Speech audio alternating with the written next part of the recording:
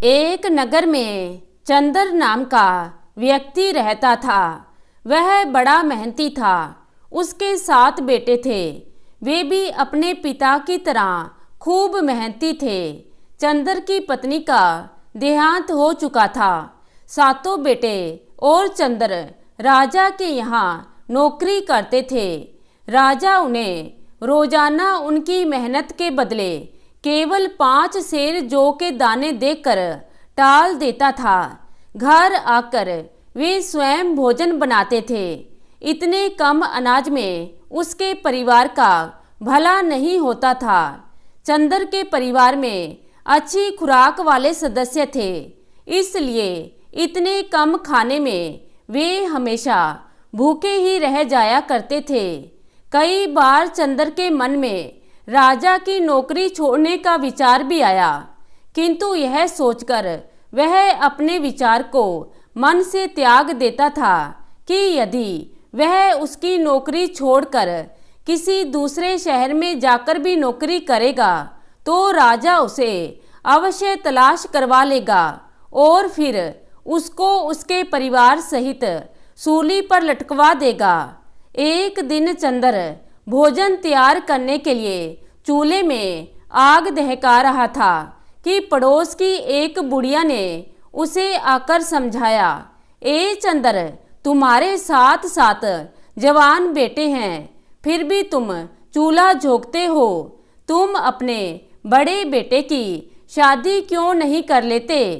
घर में एक बहू आ जाएगी तो कम से कम तुम लोगों को चूल्हा तो नहीं झोंकना पड़ेगा।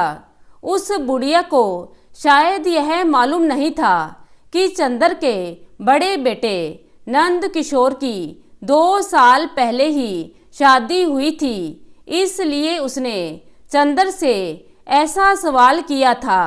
तब चंदर ने बुढ़िया को बताया, चाची, नंद किशोर की शादी हुए तो 2 साल बीत चुके हैं। मगर उसने अपना वाक्य अधूरा छोड़ दिया और फिर चूल्हे में लकड़ी डालने लगा। क्यों रे, क्या हुआ चंदर? मुझे भी तो बता, क्या हुआ? बुढ़िया ने उत्सुकतावश पूछा। क्या बताऊं चाची? चंदर ने भोला सा मुंह बनाकर कहा। उसकी बहू अपने माँ के घर पर ही है। माँ के घर क्यों? तूने उसे वहाँ क्यों छोड़ रखा है? तू अपने बेटे से कहता क्यों नहीं वो उसे वहाँ से लेकर आए? बुढ़िया ने चंदर को सुझाव दिया। कैसे लाएं चाची? हमारे घर में तो एक 4पाई तक भी नहीं है जिस पर वह बेचारी आकर बैठ भी सके। और फिर नंद किशोर के पास ऐसे कपड़े भी नहीं हैं चाची जिन्हें पहनकर वह अपने ससुराल जा सके। अरे वाह रे वाह चंदर, बस इतनी सी बात है? मैं तो समझी थी कोई बड़ा बखेड़ा है। चल, तुम्हें कपड़े मैं दूंगी। तुम नंद किशोर को उसके ससुराल भेजने का प्रबंध करो। भगवान ने चाहा तो सब ठीक हो जाएगा। कहकर बुढ़िया अपने घर चली आई। चंदर की समझ में बुढ़िया की बात आ गई। उसने कपड़े लेकर अपने बेटे नंद किशोर से कपड़े पहनकर ससुराल जाने के लिए कहा तो वह तैयार होकर चला गया। ससुराल में उसकी खूब आओ भगत हुई और 3 दिन वहां रहने के बाद नंद किशोर अपनी बहू को लेकर अपने घर की तरफ चल दिया। परंतु रास्ते में उसने सोचा कि उसके घर में तो कोई 4पाई भी नहीं है जिस पर वह अपनी बहू को बिठा सके। तब उसके दिमाग में एक युक्ति आई।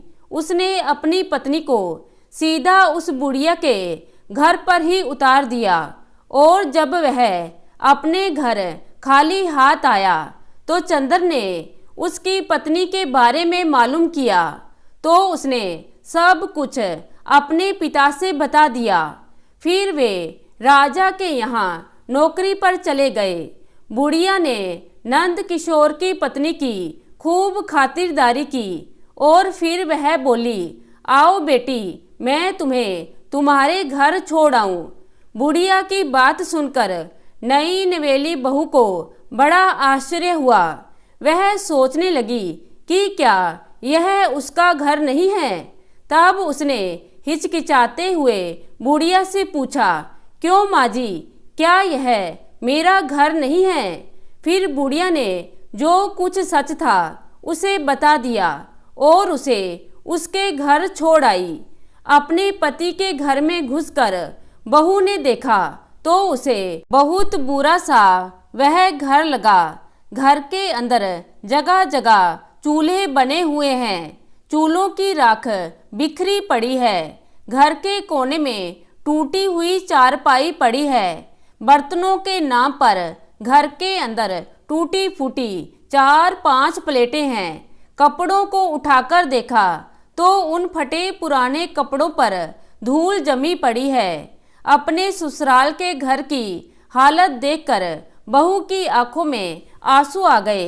वह सोचने लगी कि पिछले जन्म में उसने ऐसी कौन सी गलती की थी जिसकी सजा भगवान उसे इस जन्म में दे रहा है। बहू हिम्मत वाली थी। कुछ देर सोचने के बाद वह उठी और घर की सफाई में जुट गई। सारा घर साफ किया। आंगन में फैली चूल्हों की राख, जगह जगह बने चूल्हे तोड़कर उसने एक चूल्हा तैयार किया। फिर वह अपने पति के आने की प्रतीक्षा करने लगी। शाम होने जा रही थी, परंतु उनमें से अभी तक कोई भी सदस्य घर पर नहीं आया था। बहू को बेचैनी होने लगी। इतना बड़ा घर और उस घर में वह अकेली। उसे चिंता होने लगी कि कहीं कोई गैर आदमी आकर उसके साथ दुराचार ना करने लगे। उसके मन में तरह तरह के ख्याल आने लगे, किंतु ज्यादा प्रतीक्षा नहीं करनी पड़ी। तभी उसका पति और ससुर अपने बेटों के साथ घर में आए तो उन्होंने देखा कि उनके घर की हालत बिल्कुल बदल चुकी है। यह देखकर सब प्रसन्न हो उठे, परंतु जब चंदर की निगाह चूल्हों की तरफ उठी तो उसने बहू से कहा, बहू, ये तुमने क्या किया? तुमने तो सब चूल्हे ही खत्म कर दिए। अब हम खाना कहाँ पर बनाएंगे? तुम इसकी चिंता मत करो बापू। आज से इस घर के अंदर एक ही चूल्हे पर खाना बनेगा और हम सब एक साथ मिलकर खाएंगे। ठीक बहू, अब जैसी तुम्हारी मर्जी। और फिर चंदर ने जौ के वे दाने जो हर रोज राजा उन्हें देता था अपनी बहू के सामने रख दिए। इतने कम भोजन को देखकर बहू ने पूछा, क्या राजा आपको केवल इतने ही जौ के दाने देता है? हाँ बेटी, चंदर ने बताया, राजा जो कुछ देता है हम वही ले आते हैं। राजा की बात टालने की हिम्मत किसमें है बेटी? ससुर की बात सुनकर बहू कुछ सोचने लगी। फिर वह बोली, तुम सब लोग दबकू हो। राजा के लिए तुम इतनी मेहनत करते हो और राजा तुम्हें थोड़े से जौ देकर बहका देता है। कल तुम उससे कहना कि वह इससे 3 गुने जौ दे तो काम करेंगे। उसको जरूरत होगी तो तुम लोगों से काम कराएगा। और सुनो, तुम डरना मत। नंद किशोर ने कहा, भाग्यवान, तुम नहीं जानती राजा को। हमारी बात सुनकर वह हमारी जबान कटवा देगा। तुम चोरी तो नहीं कर रहे हो, तुम झूठ तो नहीं बोल रहे हो, अपना हक उससे मांग रहे हो। और जो अपना हक नहीं मांग सकता वह कुछ नहीं कर सकता। तुम मेरी बात मानो। राजा से कल तुम यही बात कहना तो सही। राजा जी तुम्हें कुछ नहीं कहेंगे। तब चंदर ने बहू को आश्वासन दिया कि वे ऐसा ही करेंगे जैसा वह कह रही है। और फिर अगले दिन रोज पूरे दिन काम करने के बाद राजा ने उन्हें जौ दिए तो चंदर ने उनसे 3 गुने जौ देने की मांग की। राजा ने कोई प्रतिवाद ना किया और उन्हें 3 गुनी मात्रा में जौ दे दिए। वे खुशी खुशी अपने घर वापस आए। बहू के सामने उन जौ को रखा। बहू ने देखा कि जौ कल से 3 गुना अधिक हैं, तो उसने पूछा, क्या राजा ने तुम्हें कुछ कहा तो नहीं? नहीं बहू, उन्होंने चुपचाप हमें 3 गुने जौ दे दिए। चंदर ने बताया। बहू जौ लेकर पिछले दिन की भांति बूढ़ी के घर गई और उन्हें पीट लाई। फिर उनसे रोटियां बनाई और सब्जी बनाकर परोसी। खाना खाकर सबने बहू को दिल से दुआ दी। देवरों ने भाभी की खूब प्रशंसा की। बहू होशियार थी, वह अकल से काम लेती थी। राजा द्वारा दिए गए जौ में से वह आधे जौ बचाकर रख लेती थी। 1 हफ्ता उसने यही काम किया। फिर अगले दिन उसने अपने पति से कहा, ए जी सुनो, आज तुम राजा से कहना कि इतने जौ से हमारा काम नहीं चलता। वह कुछ न कुछ जौ की मात्रा और बढ़ा दे। शाम को काम से निपटने के बाद बाप बेटे राजा के पास गए और उसके सामने अपना प्रस्ताव रखा। तो राजा ने बिना भू पटाक के जौ की मात्रा फिर 3 गुना कर दी। वे जौ लेकर घर आए। तब बहू ने जौ को देखकर अपने ससुर से कहा, बापू तुम लोग कल से राजा के यहाँ काम करने नहीं जाओगे, फिर हम क्या खाएंगे बेटी? बहू की बात सुनकर चंदर ने आश्चर्यचकित होकर पूछा, मैंने काफी अनाज बचा बचा कर इकट्ठा कर लिया है। तुम लोग बाजार में कोई दुकान देख लो और उसमें अनाज बेचने का काम शुरू कर दो। भगवान ने चाहा तो हमारे पास सब कुछ हो जाएगा। बहू की बात चंदर की समझ में आ गई। दूसरे दिन उसने बाजार में एक दुकान का प्रबंध कर लिया। उसमें बहू द्वारा बताई गई योजना के अनुसार अनाज बेचने का काम शुरू कर दिया। शुरू में तो दुकान पर कम ही ग्राहक आए, लेकिन फिर उनकी दुकान चल निकली। दुकान चलती देख चंदर तथा उसके बेटों की खुशी का ठिकाना न रहा। वे घर के लिए भी कुछ न कुछ सामान जुटाने लगे। एक दिन बहू ने अपने ससुर से कहा, पिताजी तुम रोजाना घर पर खाली हाथ चले आते हो, तुम्हारी यह बात अच्छी नहीं है। रास्ते में जो कुछ मिला करे उसे उठा लाया करो। ससुर ने बहू की बात गांठ बांध ली और अगले ही दिन वह रास्ते में पड़ी किसी भी वस्तु को छोड़कर नहीं आता था। रास्ते में यदि उसे कोई कागज भी मिल जाता तो वह उसे भी नहीं छोड़ता था। और बहू उन सब चीजों को घर के एक कोने में जमा करती रहती थी। चंदर रोजाना कुछ न कुछ लेकर घर में घुसता था, किंतु आज उसे रास्ते भर कुछ ऐसी वस्तु दिखाई नहीं दी जिसे उठाकर वह अपने घर ले जा सके। वह एक जगह खड़ा होकर सोचने लगा। अचानक उसकी नजर रास्ते के किनारे पड़े एक मरे हुए सांप पर पड़ गई। वह झपट कर उसके पास पहुंचा। उसने देखा सांप वाकई मरा हुआ था। उसने सोचा कि वह उसी मरे हुए सांप को उठाकर ही अपने घर ले जाएगा। यदि वह घर में कुछ भी लेकर ना घुसा तो उसके बेटे की बहू कहीं उसे नाराज ना हो जाए। तब चंदर ने एक लकड़ी पर उस सांप को उठा लिया और उसे ही अपने घर ले आया।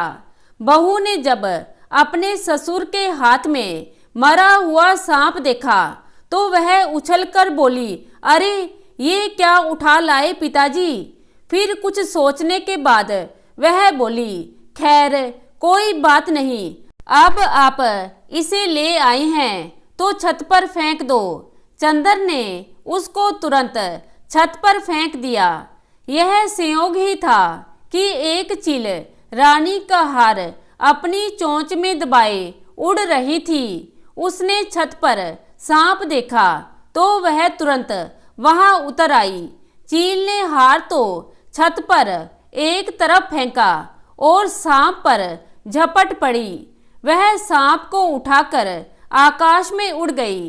दोपहर को जब बहू छत पर कपड़े सुखाने चढ़ी तो हीरो का हार देखते ही उसकी आंखें आश्चर्य से फटी की फटी रह गई। उसने हार को उठा लिया और नीचे आकर उसे एक संदूक में सुरक्षित रख दिया। उसी दिन नगर में मुनादी हुई कि एक चील रानी का हीरो का हार लेकर उड़ गई है। जिस किसी व्यक्ति को वह हार मिल जाए उसे राजा के दरबार में पहुंचा दे। राजा उसे मुंह मांगा इनाम देंगे। जब यह बात बहू को पता चली तो उसने हार के बारे में किसी से कोई जिक्र नहीं किया। नगर के सभी लोगों की जुबान पर रानी के हार की चर्चा थी, लेकिन हार अभी तक नहीं मिला था। अगले दिन राजा ने पुनः नगर में ऐलान करवाया कि रानी का हार अभी तक किसी ने भी दरबार में नहीं पहुंचाया है। किसी को यदि हार के बारे में मालूमात हो तो वह तुरंत दरबार में आकर निडरता से राजा को बताए।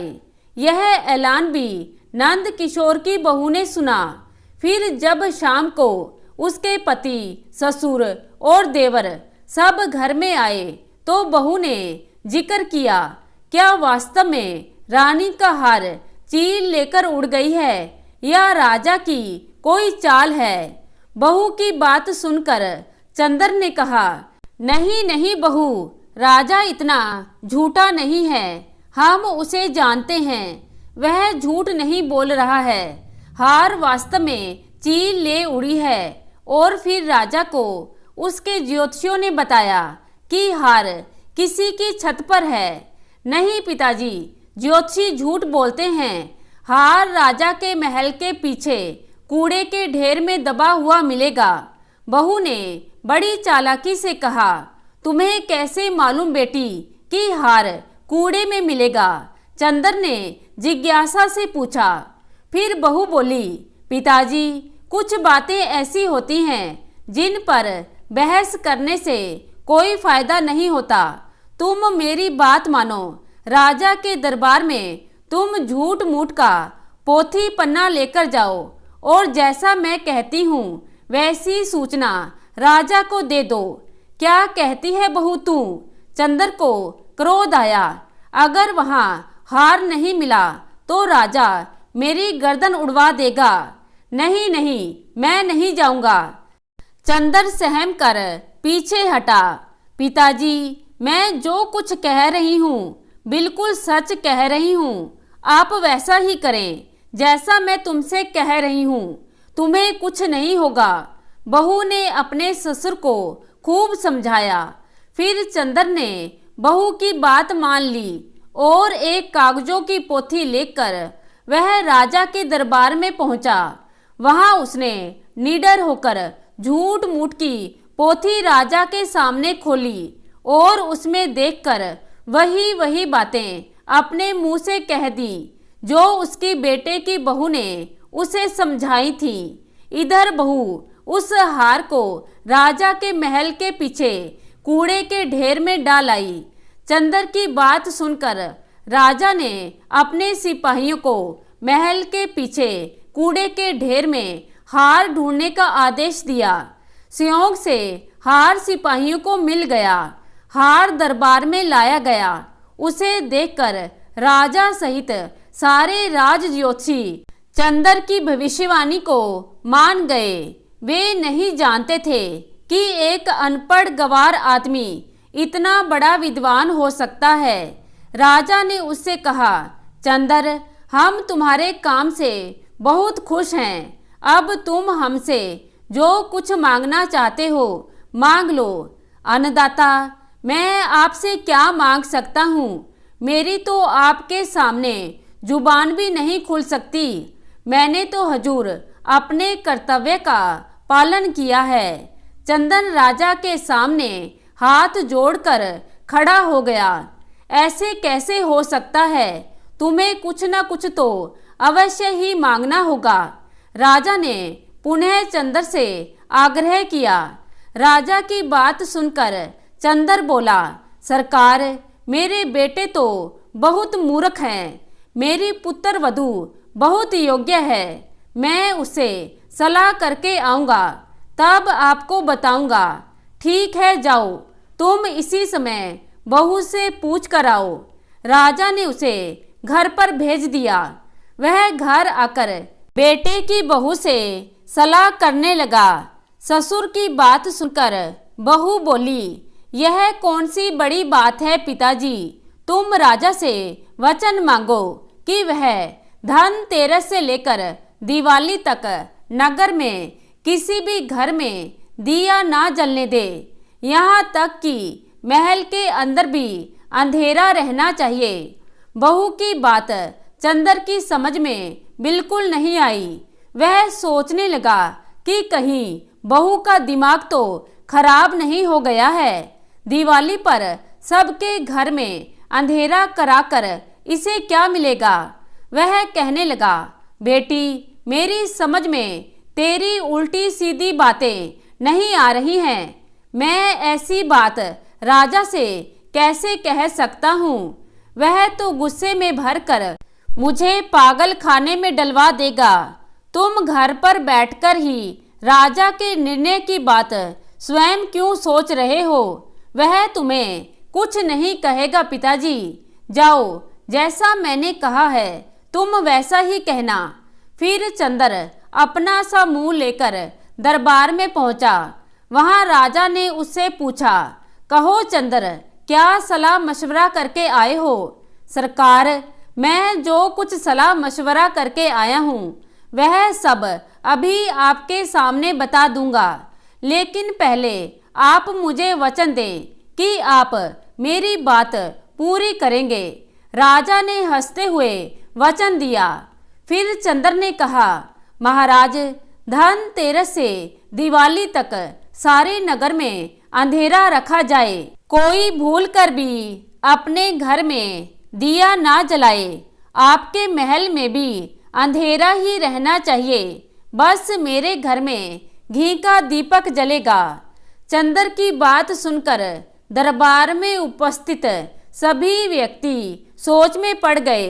फिर राजा ने कहा, मुझे ऐसा लगता है कि तुम्हारा दिमाग खराब हो गया है चंदर। सारे नगर में अंधेरा कराने से तुम्हें क्या मिलेगा? तुम ये मूर्खता भरी बातें छोड़ो और कोई अच्छी सी वस्तु मांग लो। मैं तुम्हें सब कुछ दे सकता हूँ।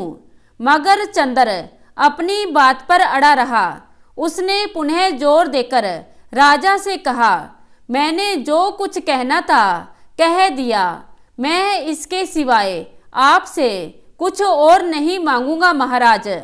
और राजा को चंदर की बात माननी पड़ी। उसने उसे वचन दिया था। उसे अपने वचन की लाज रखनी थी। फिर राजा ने उसी दिन नगर में ऐलान करा दिया कि आने वाली दिवाली पर धनतेरस से लेकर दिवाली तक कोई अपने घर में दिया नहीं जलाएगा। यदि किसी ने आज्ञा का पालन नहीं किया तो उसे मृत्यु दंड दिया जाएगा। राजा के इस आदेश से सारे नगर में हड़कंप मच गया। लोग राजा और चंदर को कोसने लगे। पता नहीं इन दोनों को क्या हो गया है। और राजा ने एक नौकर की बात मान ली। आज तक तो इस नगर में ऐसा नहीं हुआ था। यह तो सरासर राजा की ज्यादती है। कोई कुछ कह रहा था, कोई कुछ, लेकिन उनकी बात वहां सुनने वाला कौन था? समय बीता चला गया और धनतेरस का दिन भी आ गया। लोगों ने डर के मारे अपने अपने घरों में दीपक नहीं जलाए। पूरा नगर अंधेरे में डूबा हुआ था। केवल चंद्र के घर में ही घी का दीपक प्रकाशमान था। दीपावली का दिन था। लक्ष्मी अपने वाहन पर घूमने पर निकली। नगर में चारों ओर अंधेरा फैला हुआ था। उनके साथ रिद्धि सिद्धि भी आए हुए थे। उन्होंने उनसे पूछा, आज दीपावली के त्योहार की धनतेरस है, लेकिन इस नगर में किसी ने दीपक नहीं जला रखा है। आखिर क्या बात है? रिद्धि सिद्धि ने उन्हें सारी बात बताई। सुनकर लक्ष्मी जी बहुत निराश हुई। वे अंधेरे में नहीं रुकती थी। उनके पास हर समय ज्योति जलती रहती है। वे उजाले की खोज में इधर उधर भ्रमण करने लगी। फिर अंत में उन्हें चंद्र के घर में दीपक जलता हुआ मिला। वे तुरंत उसी के घर में घुस गईं और वहीं अपना आसन लगाकर जम गईं। घर में सब सो चुके थे। केवल नंद किशोर की बहू नींद के मारे ऊँग रही थी। कुछ देर के लिए उसकी भी आंख लग गई। फिर जब उसकी आंख खुली तो वह अपने टूटे फूटे घर की जगह एक आलीशान कोठी देखकर चकित रह गई। कोठी सभी आधुनिक वस्तुओं से परिपूर्ण थी। यह देखकर वह बहुत खुश हुई। उसकी युक्ति काम कर गई थी। फिर उसने अपने पति तथा ससुर को जगाया और फिर चंद्र के सभी बेटे जाग उठे। सब अपने आप को टूटे फूटे घर की जगह आलीशान कोठी में देखकर हैरान हो रहे थे। उनकी समझ में कुछ भी नहीं आ रहा था। एकदम इतना बड़ा परिवर्तन कैसे हो गया? अचानक लक्ष्मी जी प्रकट हुई और उन्होंने बताया कि अब तुम्हारी दरिद्रता के दिन दूर हुए। अब तुम्हारे अच्छे दिन आ गए हैं, क्योंकि दीपावली के पर्व पर मैंने केवल तुम्हारे घर में दीपक जलता हुआ पाया और सारे नगर में अंधेरा था। इसलिए मैं तुम्हारे ही घर में आ गई। मैंने यहाँ आकर आसन जमा लिया है। लक्ष्मी जी की कृपा भरी बातें सुनकर चंद्र की समझ में आ गया कि उसके बेटे की बहू ने क्यों राजा से यह बात कहलवाई थी। सुबह को बहू ने अपने ससुर से दरबार में जाने को कहा, मगर चंद्र ने दरबार में जाने से मना कर दिया। फिर बहू ने उसे समझाया, पिताजी आप नहीं जानते, अब हमें राजा का गुस्सा भी तो ठंडा करना है। आप उनसे जाकर कहें कि मैंने 3 दिन तक नगर में अंधेरा इसलिए रखवाया था कि प्रकाश युक्त घरों पर भारी आपदा आने का योग था। अतः अंधेरे के कारण विपदा टल गई। फिर यह बात सुनकर राजा प्रसन्न हो जाएगा। बहू की बात सुनकर चंद्र दरबार में उपस्थित हुआ और बहू द्वारा कहे गए वाक्यों को उसने राजा के सामने दोहरा दिया। उसकी बात सुनकर राजा वास्तव में ही प्रसन्न हो गया और चंद्र को राजा ने बहुत सा धन देकर विदा किया। अब वे अपनी बहू की होशियारी और बुद्धिमत्ता के द्वारा खुशी खुशी दिन बिताने लगे। तो दोस्तों, कैसी लगी आज की कहानी? आशा करती हूँ कहानी को पसंद करेंगे। धन्यवाद।